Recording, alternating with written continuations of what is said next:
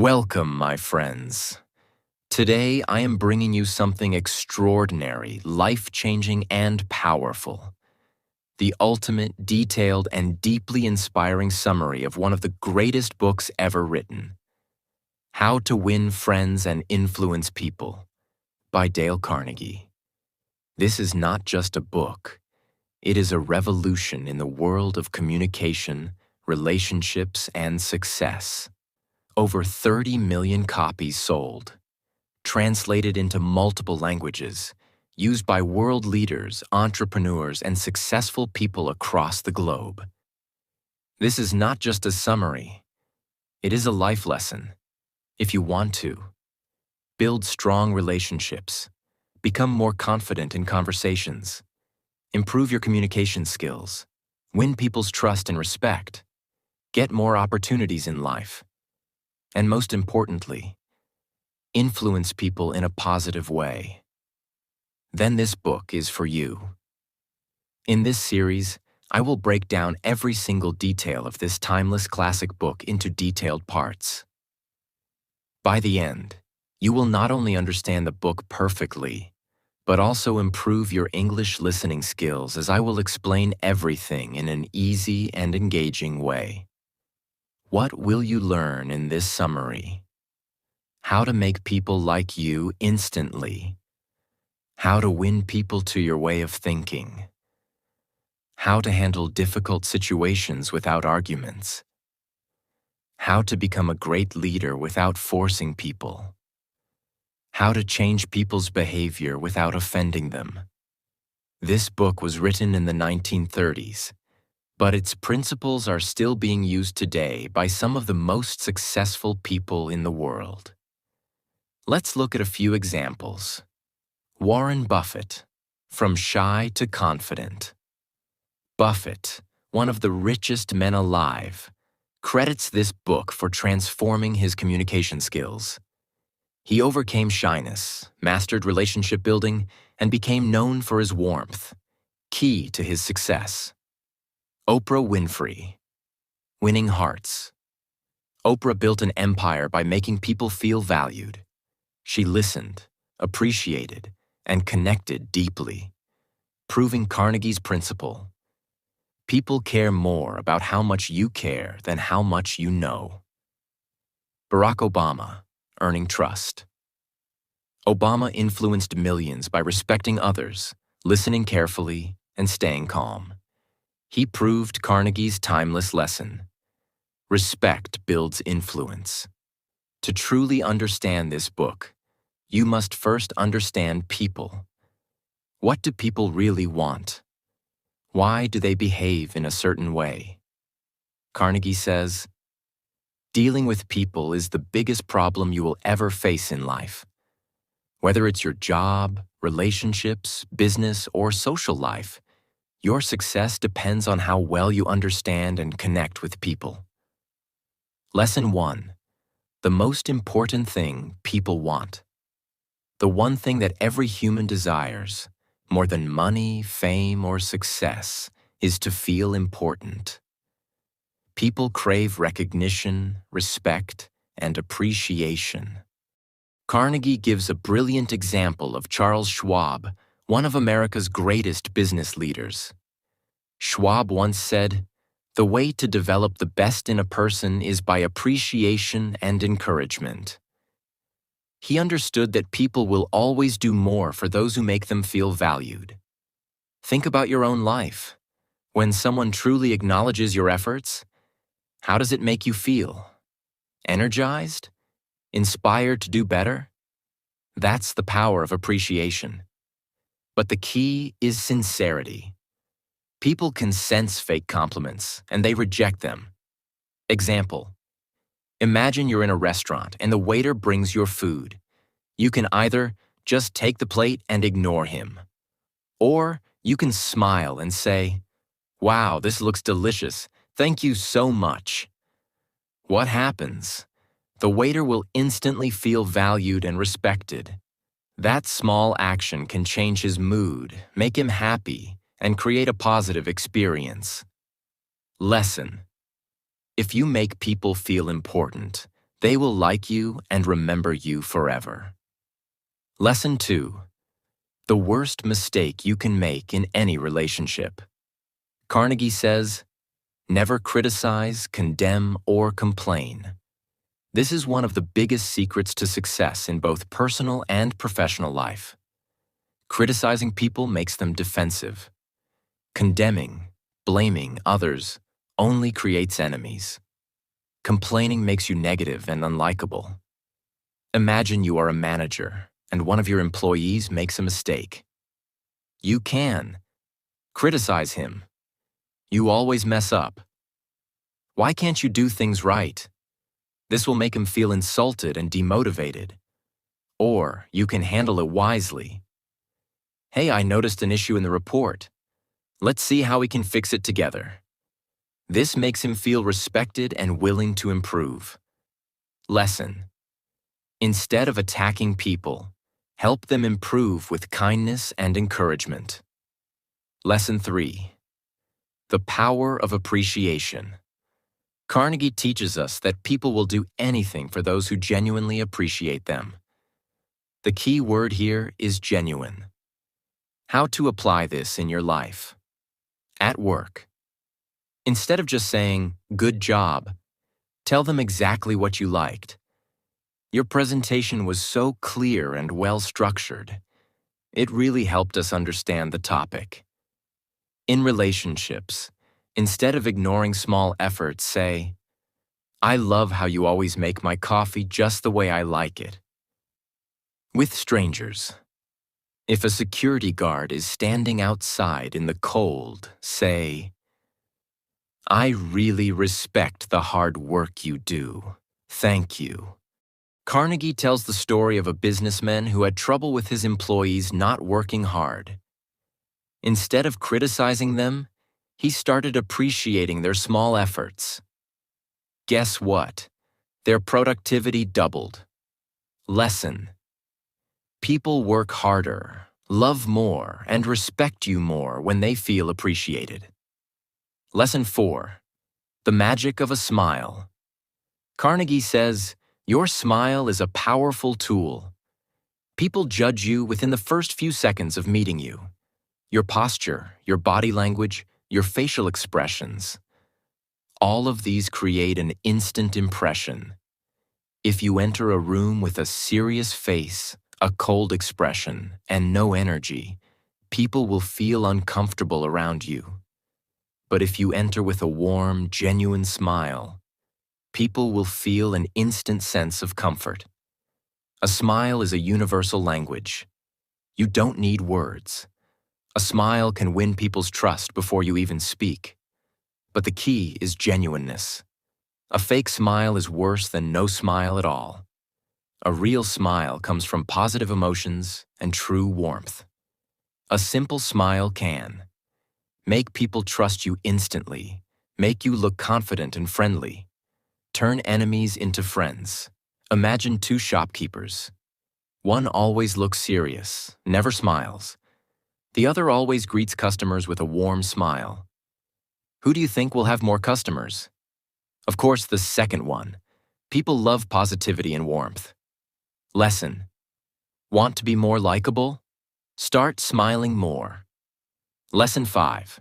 The most beautiful sound in the world. Carnegie says, a person's name is the sweetest sound to them.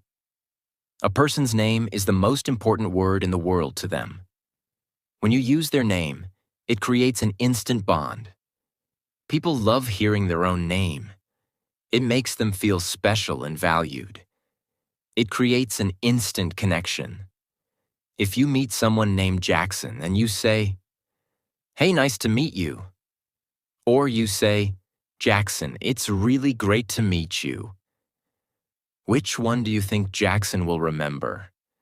The second one, because his name makes it personal and memorable. Lesson. Next time you meet someone, use their name often in conversation. Lesson 6. The power of genuine interest. If you want to make people like you, the first and most important thing is this. Show genuine interest in them. Most people go through life only thinking about themselves. They wake up thinking about their problems, their goals, their dreams. They enter conversations only to talk about themselves, waiting for their turn to speak instead of truly listening. But the secret to being likable is the opposite. If you want people to like you, make them feel important by showing genuine interest in them. Imagine two different conversations. In the first conversation, a man meets a colleague and says, "Hey, how are you?" without even waiting for an answer. Then he starts talking about his own life, his achievements, his problems. In the second conversation, another man meets the same colleague, but instead of talking about himself, he asks, "How have you been? What have you been working on these days?" And when the colleague answers, he listens with full attention, asks follow-up questions, and makes the person feel valued. Who do you think will be more likable? The second one. Because people love talking about themselves. If you show genuine curiosity, they will feel an instant connection with you. Dale Carnegie tells a story about a man who went to a party and barely spoke about himself. He spent the entire evening listening to others, asking about their interests, and making them feel heard. After the party, someone told him, "You are the most interesting person I've ever met." But in reality, he had only asked questions and listened. People don't want to hear about you. They want to be heard. Lesson. So the next time you meet someone, forget about impressing them. Instead, be deeply interested in them. Lesson 7. The art of being a good listener.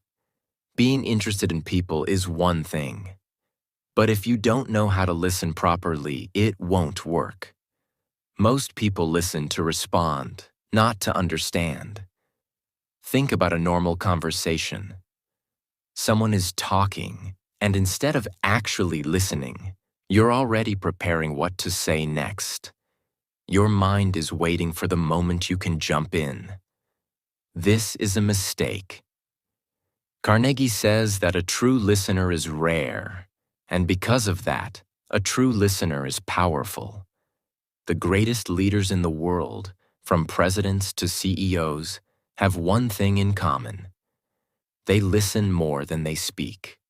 When you truly listen to someone, you make them feel valued and important. And when someone feels important around you, they like you. There's a simple exercise you can do to become a better listener. The next time you're in a conversation, challenge yourself to not interrupt even once. Let the other person finish their thought. Instead of jumping in, take a moment and ask them something related to what they just said. This will shock them because they are used to people cutting them off. Once they realize that you're a good listener, they will feel a deeper connection with you. Lesson 8. The power of talking in terms of other people's interests. If you walk into a room full of strangers and start talking about a topic you love, but they don't care about, they will quickly lose interest. But if you enter that room, observe the people, find out what they are passionate about, and talk about those things, they will instantly enjoy your presence. Carnegie tells the story of a businessman who wanted to close a deal with a major client.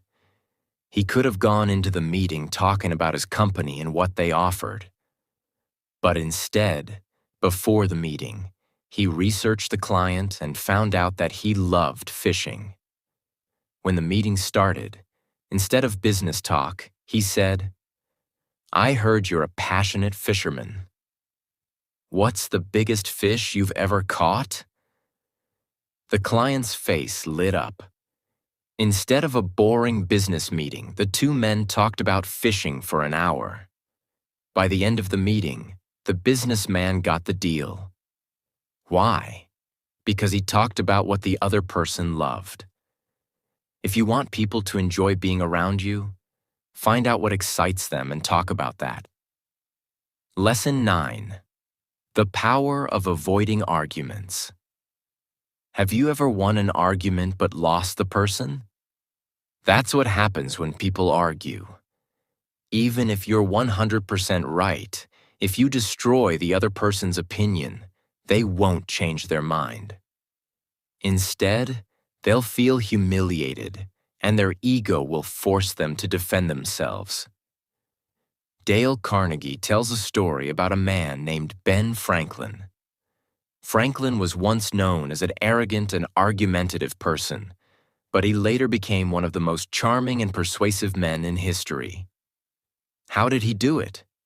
He followed one simple rule: I will never argue with anyone. Instead of proving others wrong, he learned to ask questions, listen, and gently guide people to the right conclusion without making them feel foolish. One of the greatest minds in history, Socrates, used the same method. Instead of debating people aggressively, he would ask small, easy-to-agree with questions. For example, instead of saying, "You're wrong," he would say, "Wouldn't you agree that?" and guide the conversation step by step.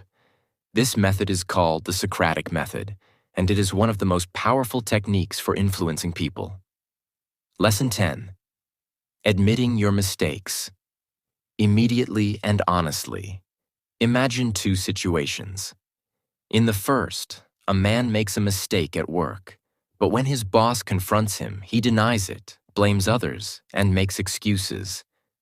In the second, another man makes a mistake, but instead of defending himself, he immediately says, "You're absolutely right. I made a mistake, and I take full responsibility. I will make sure it doesn't happen again." Who do you think earns more respect? The second man. Most people hate admitting they are wrong because their ego gets in the way. They argue, justify, and fight, which only makes the other person more frustrated. But when you immediately admit your mistake, something magical happens. The other person's anger disappears. Instead of attacking you, they respect you. There's an example in the book where a man got pulled over by the police for speeding. Instead of arguing, he admitted his mistake before the officer even spoke. He said, "Officer, I was driving too fast, and I completely understand if you need to give me a ticket." The officer was so surprised that instead of giving him a ticket, he let him go with just a warning. Why? Because when you admit your mistake first, the other person doesn't feel the need to attack you anymore. So the next time you make a mistake, don't argue. Admit it immediately. People will respect you more, and conflicts will disappear. Lesson 11. Let the other person feel that the idea is theirs. People don't like being told what to do. They want to feel in control of their own decisions. So instead of forcing your idea, make the other person feel like they came up with it themselves. A powerful way to do this is by asking the right questions instead of giving direct orders.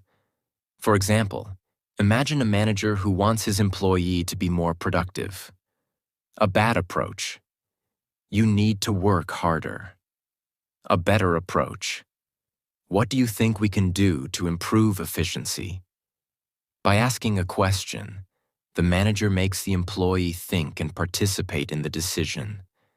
The employee will feel ownership over the idea and will be more motivated to act on it. Carnegie gives an example of a business leader who needed his team to change their approach to sales. Instead of forcing the change, he held a meeting and asked, "What do you think is the best way to increase our sales?" The employees came up with the exact solution he wanted, but since they thought it was their own idea, they were excited to implement it. This is a psychological trick used by the best leaders. Instead of telling people what to do, guide them to the conclusion naturally. Lesson 12. Dramatize your ideas. People don't remember facts. They remember stories and emotions. If you want to convince someone, don't just give them cold logic. Instead, make your idea dramatic and engaging. There's an example in the book where a company was struggling to get employees to fill out reports on time. Instead of sending out boring emails saying, "Please submit your reports," the manager did something unusual. He brought an hourglass to the office and turned it upside down in front of everyone. The sand started falling, and he said, "This is how much time we have left before the deadline." It was simple, but it caught people's attention. By turning a simple request into something visual and dramatic, he made people act. This is why great speeches use stories, metaphors, and dramatic examples. When Martin Luther King Jr. gave his speech, he didn't say, "I believe in equality." He said, "I have a dream." When Steve Jobs introduced the iPhone, he didn't say, "We made a new phone."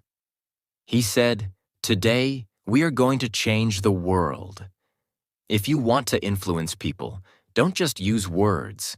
Use stories, visuals, and emotion. Lesson 13.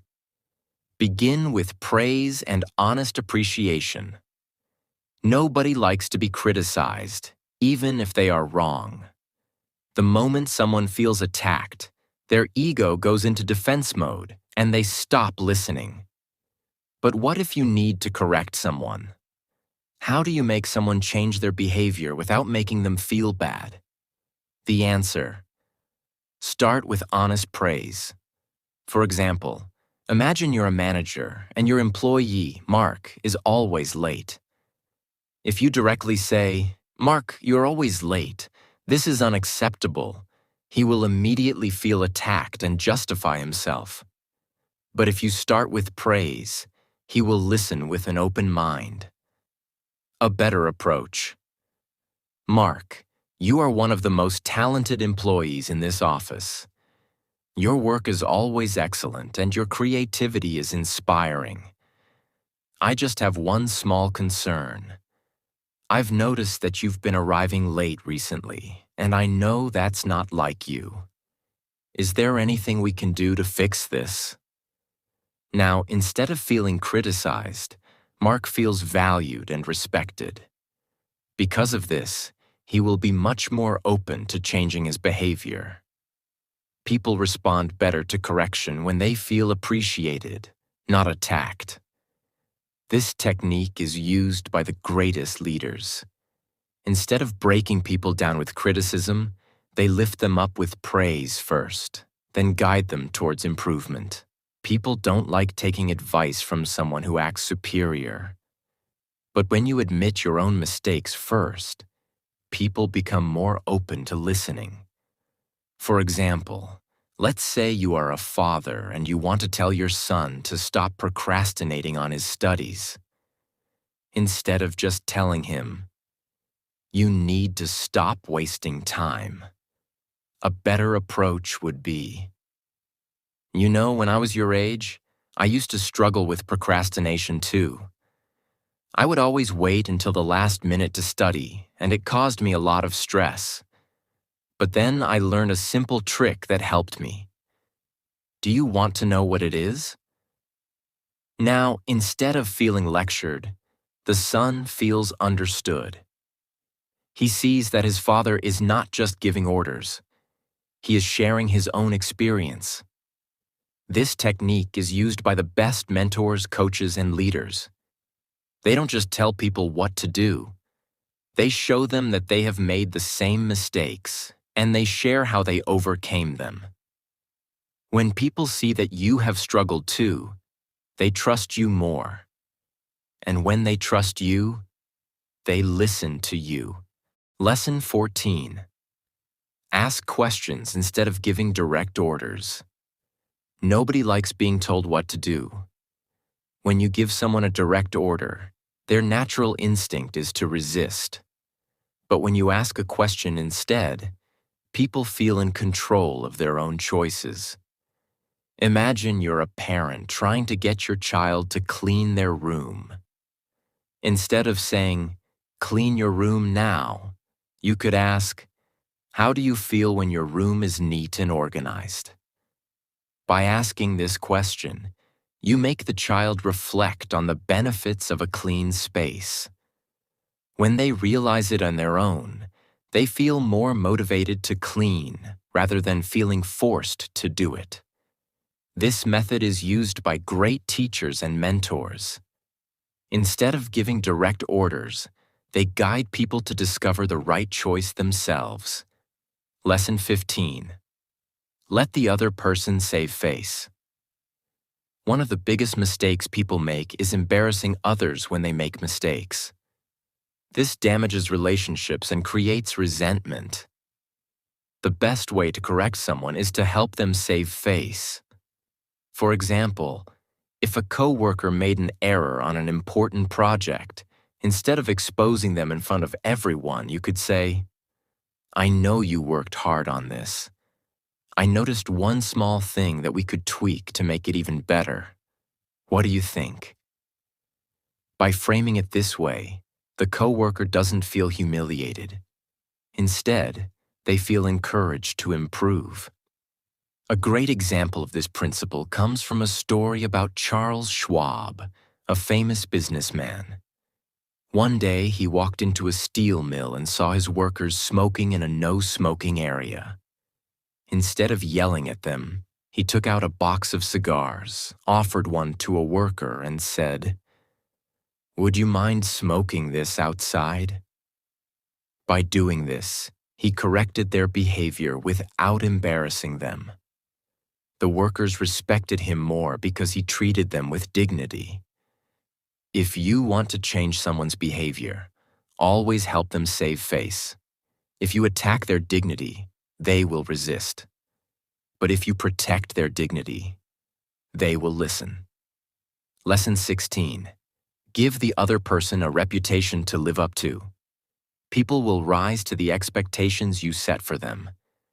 If you tell someone, "You are careless and irresponsible," they will act that way.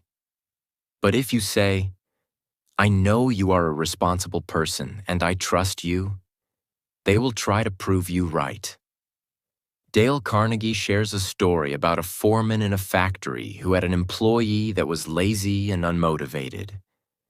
Instead of scolding him, the foreman said, "You know, I've been watching you and I see a lot of potential in you. You are one of the most capable workers here." The lazy employee was so inspired by these words that he completely changed his behavior. He started working harder because he wanted to live up to the expectation. This technique works in every area of life. If you tell a child, "You are very responsible," they will try to be responsible. If you tell a team member, "You are a great leader," they will step up as a leader. If you tell a friend, "You are always kind and thoughtful," they will act in a kind and thoughtful way. People behave according to the identity they believe they have. If you give someone a positive reputation, they will do everything they can to maintain it. This is how the best leaders inspire transformation in others. Instead of criticizing, they believe in people before they believe in themselves. And when you believe in someone, they rise to meet that belief. This is the power of influence without force. Lesson 17. Throw down a challenge. Inspire people to outdo themselves. People are naturally competitive. If you present something as a challenge, people will rise to the occasion. This is how leaders bring out the best in others. A restaurant owner was struggling to get his chefs to prepare meals faster without losing quality. Instead of demanding speed or threatening consequences, He used a simple but powerful challenge. One day, he gathered his kitchen staff and said, "Right now, our record for making a perfect steak is 12 minutes. I wonder if anyone can do it in 10, without sacrificing quality." At first, the chefs laughed, but the challenge sparked curiosity. One chef tried, then another. Soon, the entire team was competing to cook faster while maintaining perfection. Within weeks, the restaurant's service time had improved, and customer satisfaction had skyrocketed. Not because of pressure, but because the chefs felt excited to push their limits. How can you use this? If you're a manager, challenge your team. Last week, we finished this task in 3 days. Let's see if we can do it in 2 without cutting corners. If you're a trainer, instead of saying, "Do 20 push-ups," say, "Your record is 15 push-ups. I bet you can beat that today." If you're a parent, instead of saying, "Clean your room," say, "Let's see if you can finish before this song ends." A simple challenge can turn a boring task into an exciting goal.